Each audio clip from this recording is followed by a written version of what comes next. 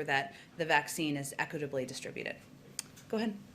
Just to follow up on the baseball all-star game, I know that you made the point that he did not dictate the league move the all-star game out of Georgia, but he likes to say the words of a president matter. He said he would strongly support if players in the league wanted to do that, and they did it. So does he think that the PGA should move the Masters tournament that begins this week out of Georgia?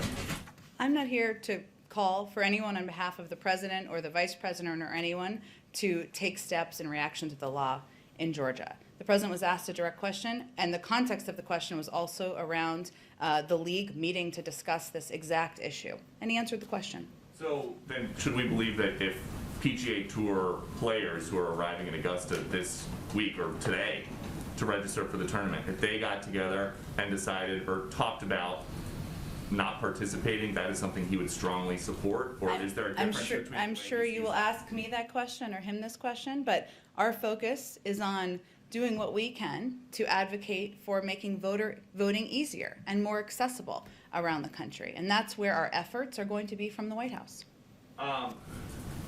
Before the president said that he would strongly support moving the All-Star game out of Georgia, did he consider the economic impact? Because the Cobb County tourism CEO is saying they're going to lose $100 million in lost business activity, 8,000 hotel rooms. Did he think about that before he said he would strongly support the move?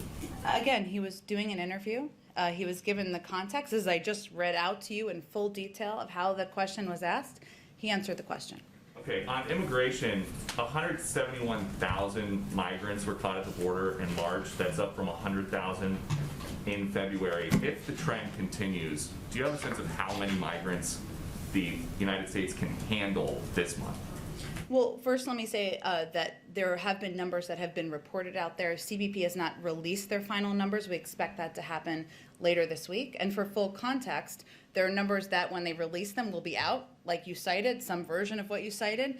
But those are reflecting of people coming, and we should also be reflecting, and I hope I'm encouraging people to do this, people who are turned away. Because again, single adults, based on your own reporting and everyone's reporting, the vast majority continue to be turned away at the border. I don't have any predictions about numbers that will come. We're obviously taking steps, as I addressed in response to Alex's question, to address the root causes, put in place programs that people can utilize to apply from in country, send a clear message the border is not open and that we're turning away the majority of adults when they come to the border.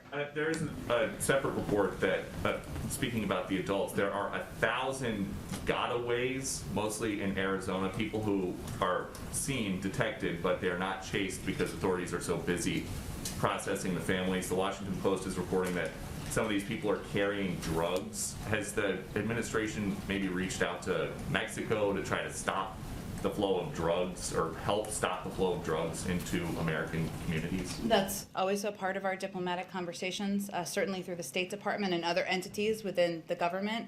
I'm happy to check on